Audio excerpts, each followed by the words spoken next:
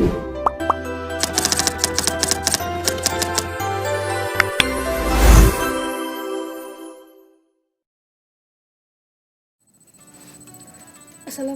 warahmatullahi wabarakatuh.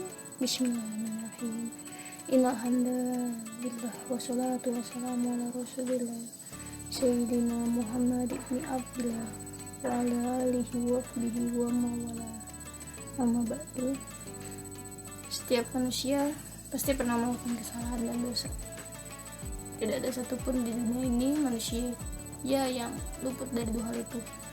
Oleh karena itu, Allah membukakan pintu maaf sebesar-besarnya bagi hamba yang sadar diri dan menyesali kesalahan yang pernah dilakukan. Sebelum itu, saya ingin menjelaskan apa sih itu taubat. Apa sih taubat? Mungkin masih ada yang belum mengetahui arti taubat. Nah, sini kita jelaskan. Taubat dalam bahasa Arab berarti kembali. Dan menurut istilah para ulama, ialah membersihkan hati dari segala dosa-dosa yang telah diperbuat. Seperti yang tertuang pada Quran surah At-Tahrim ayat 8 yang artinya, hai orang-orang yang beriman, bertaubatlah kepada Allah SWT dengan taubatan nasuha, taubatan yang semurni-murninya. Mudah-mudahan kamu akan menutupi kesalahan-kesalahanmu dan memasukkanmu ke dalam jannah yang mengalir di bawahnya sungai-sungai. Mungkin banyak dari kita yang masih belum mengetahui bagaimana caranya untuk bertaubat. Nah, saya sudah merangkum sedikit. Maka di sini saya memberitahu sedikit yang saya ketahui tentang syarat taubat. Yang ke satu itu Islam. Ya, orang kafir tidak diampuni dosanya sebelum masuk Islam. Dijelaskan pula hal ini Quran surat An-Nisa ayat 18. Dan tidak pula diterima taubat orang-orang yang mati sedangkan mereka dalam kekafiran. Bagi orang-orang itu telah kami sediakan siksa yang pedih. Kedua, ikhlas.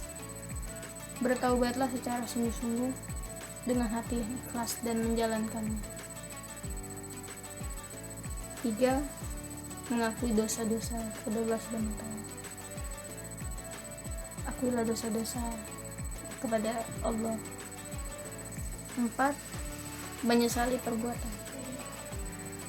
Rasa menyesal yang sangat dalam akan membawamu untuk takut untuk melakukan dosa yang sama. 5. Lepas dan tinggalkan perbuatan dosa, zina dan pemicunya. Jauhkanlah. 6. Dekatkanlah diri pada dan banyak beribadah kepada Allah SWT, karena mendekatkan diri kepada Allah SWT dapat mengugurkan dosa yang telah Anda perbuat. Selain itu, ini juga dijelaskan pula dalam firman Allah di Quran surat Hud ayat 114 yang artinya, dirikanlah sholat itu pada kedua tepi siang, pagi dan petang, dan pada bahagian permulaan daripada malam. Sesungguhnya perbuatan-perbuatan yang baik itu menghapus dosa, perbuatan-perbuatan yang buruk itulah yang peringatan bagi orang-orang yang ingat.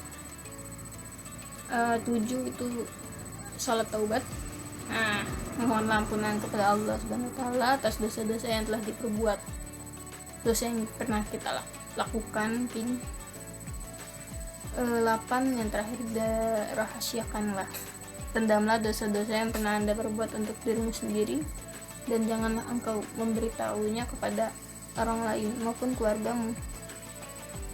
Dalam sebuah hadis pun Rasulullah pernah bersabda, siapa yang tertimpa musibah, maksiat, dengan melakukan perbuatan semacam ini, perbuatan zina, hendaknya dia menyembunyikannya dengan kerahasiaan yang Allah berikan. Hadis riwayat Malik. Maka dari itu, sebaiknya Anda mulai menjauhi segala jenis dosa yang ada, dan semoga Allah akan mengampuni setiap dosa yang diperbuat dan selalu meridhoi jalan yang kita ambil. Amin, amin ya rabbal alamin. Demikian yang dapat saya sampaikan di video kali ini. Kurang dan lebihnya saya mohon maaf. Wabillahi taufiq wa hidayah. Wassalamualaikum warahmatullahi wabarakatuh.